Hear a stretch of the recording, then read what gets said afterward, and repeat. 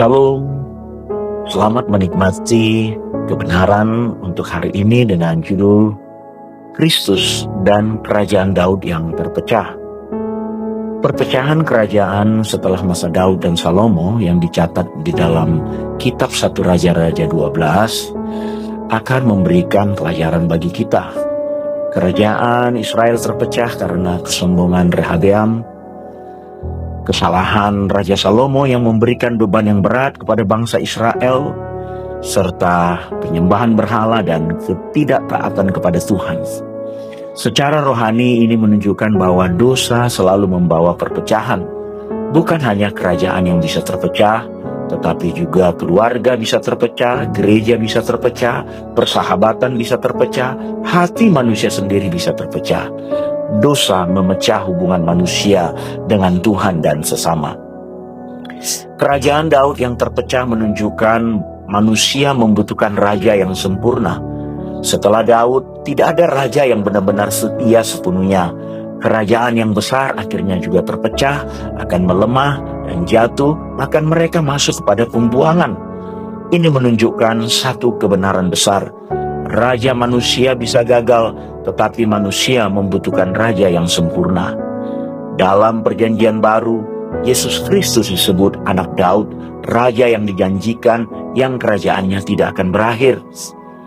Kristus datang bukan untuk memecah, tetapi mempersatukan. Jika kerajaan setelah Daud terpecah menjadi dua, maka Kristus datang untuk mempersatukan kembali umat Allah.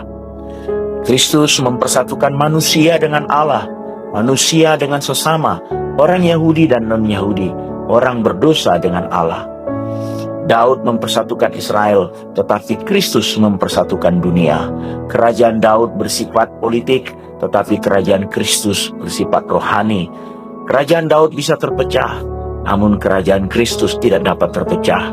Kerajaan Daud dipimpin oleh manusia yang berdosa. Kerajaan Kristus dipimpin raja yang sempurna. Kerajaan Daud bisa berakhir, tetapi kerajaan Kristus akan kekal. Kerajaan Daud berdasarkan kekuatan dan kekuasaan, tetapi kerajaan Kristus berdasarkan kasih. Perpecahan kerajaan Daud juga bisa menjadi gambaran hati manusia. Kadang hati kita seperti kerajaan yang terpecah. Sebagian untuk Tuhan, sebagian untuk dunia, sebagian untuk diri sendiri. Kristus datang untuk menjadi raja atas seluruh hidup kita, bukan hanya sebagian hidup kita. Masalah terbesar manusia bukan ekonomi atau politik, tetapi hati yang terpecah, dan hanya Kristus yang dapat mempersatukan hati manusia. Perpecahan kerajaan Daud mengajarkan bahwa dosa membawa perpecahan, kesombongan menghancurkan persatuan, manusia membutuhkan raja yang sempurna. Kristus adalah raja yang mempersatukan kembali. Kerajaan Daud terpecah karena dosa manusia, tetapi kerajaan Kristus menyatukan karena kasih-Nya.